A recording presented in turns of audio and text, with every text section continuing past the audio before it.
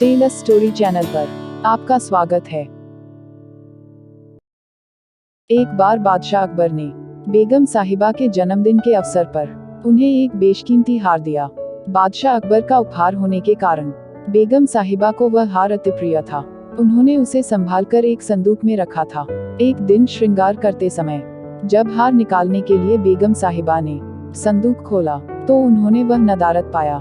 घबराते हुए वो फौरन अकबर के पास पहुंची और उन्हें अपना बेशकीमती हार खो जाने की जानकारी थी। अकबर ने उन्हें वह हार कक्ष में अच्छी तरह ढूंढने को कहा, लेकिन वह हार नहीं मिला। अब अकबर और बेगम साहिबा को यकीन हो गया कि हो न हो उस शाही हार की चोरी हो गई है। अकबर ने तुरंत बीरबल को बुलाया और सारी बात बताकर शाही हार खोजने की जिम्मेदारी उसे सौंप दी। बीरबल ने बिना देर किए राजमहल के सभी सेवक सेविकाओं को दरबार में हाजिर होने का फरमान जारी करवा दिया।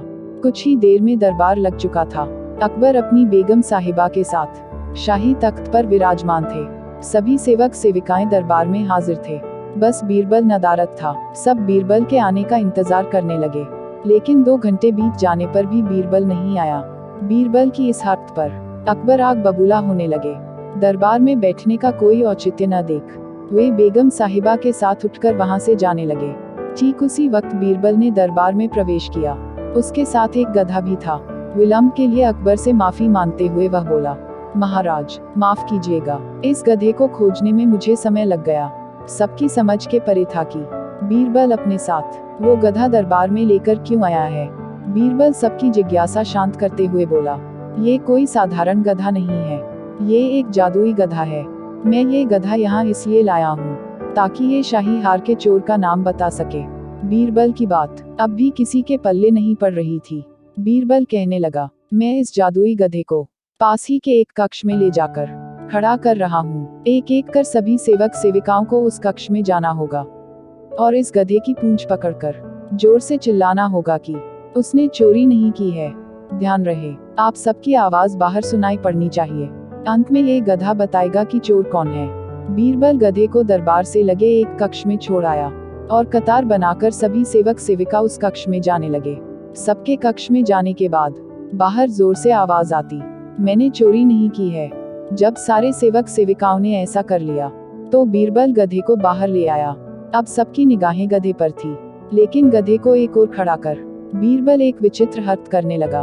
वह सभी सेवक सेविकाओं के पास जाकर उनसे हाथ आगे करने को कहता और उसे सूंघता। बादशाह अकबर और बेगम सहित सभी हैरान थे कि आखिर बीरबल ये कर क्या रहा है। तभी बीरबल एक सेवक का हाथ पकड़कर जोर से बोला, महाराज ये ही है शाही हार का चोर। तुम इतने यकीन से ऐसा कैसे कह सकते हो बीरबल? क्या इस जादुई गधे ने तुम्हें इस चोर का नाम बताया है? आश्चर्यचकित अकबर ने बीरबल से पूछा। बीरबल बोला, नहीं महाराज, ये कोई जादुई गधा नहीं है, ये एक साधारण गधा है। मैंने बस इसकी पूंछ पर एक खास किस्म का इत्र लगा दिया था।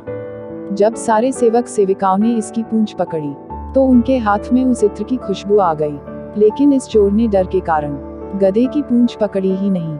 वह कक्ष में जाकर बस जोर से चिल्लाकर बाहर आ गया, इसलिए इसके हाथ में उस इत्र की खुशबू नहीं आ पाए। इससे सिद्ध होता है कि यही चोर है। उस चोर को दबिश देकर शाही हार बरामद कर लिया गया और उसे कठोर सजा सुनाई गई।